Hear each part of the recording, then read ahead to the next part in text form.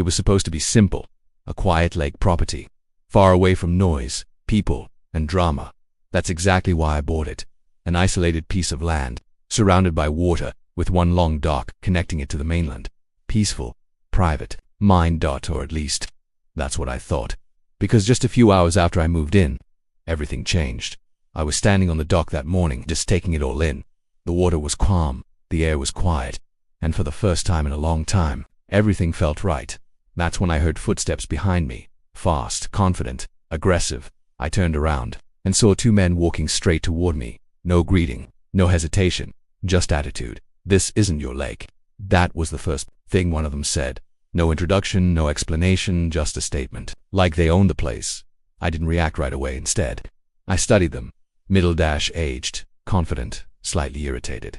The kind of people who were used to getting their way. "I'm sorry," I said calmly. "You heard me." The second one added, "This entire lake is controlled by the HOA. You don't get to just move in and take over." I almost laughed, almost thought, because right away, I knew something they didn't, but I let him talk. They pulled out some papers, started pointing at the docks, the shoreline, the surrounding properties, talking about shared access, community rights and regulations. The usual. But there was just one problem. They were wrong. Completely wrong. Behind them, my construction crew had stopped working. Everyone was watching now, trying to understand what was happening, and honestly, so was I, because I couldn't believe what I was hearing. "You need to open access to these docks immediately," one of them said, "or we'll take legal action." That's when I finally smiled. Not because it was funny, but because I realized they had no idea who they were dealing with. I reached into my folder, pulled out a stack of documents and handed them over. "Take a look," I said. At first they barely glanced at them, confident, dismissive, but then their expressions started to change. Slowly, confusion replaced confidence. They looked at each other, then back at the papers, then at me. "This doesn't make sense," one of them muttered, doubled quote. "So it does," I replied calmly. I stepped closer and pointed at the map. Double quote, "See this entire section." I said the island, the shoreline, and yes, I tapped the page. "The docks, they're all under my property." Silence. Complete silence. For a moment, no one said anything. Even the workers had stopped whispering. Because now, everything had changed. "That's not possible," the first man said quickly. "The docks have always been community access." "Not anymore," I replied. And then I showed them the rest. Official surveys, ownership transfers, legal approvals, every detail. Every boundary clearly documented. And there it was right in front of them. Proof. Real, undeniable proof. "You don't just control your house," I continued. "You control access to the entire dock system." Now they understood, and you could see it on their faces. The realization, the shift, the loss of control. "But people use these docks," one of them said, his voice less confident now. "I'm aware," I said, "and for now, they still can." That caught them off guard. "But here's the difference," I added. I reached into my pocket and pulled out a small control device. "This access," I held it up. "It's mine." And just like that, everything flipped, because now it wasn't about what they thought they owned, it was about what I could control. With one command, I said calmly, "I can restrict access completely." Silence again, heavier this time, the kind of silence that hits when reality finally sinks in. The men looked at each other.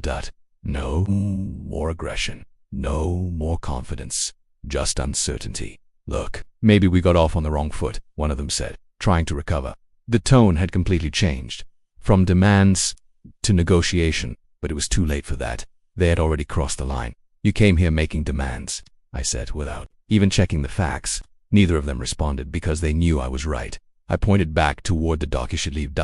Simple.com final. And for the first time since they arrived, they listened. No argument, no resistance. They turned around and walked back the way they came. The dock went quiet again. The workers slowly went back to their tasks, but the energy had changed completely.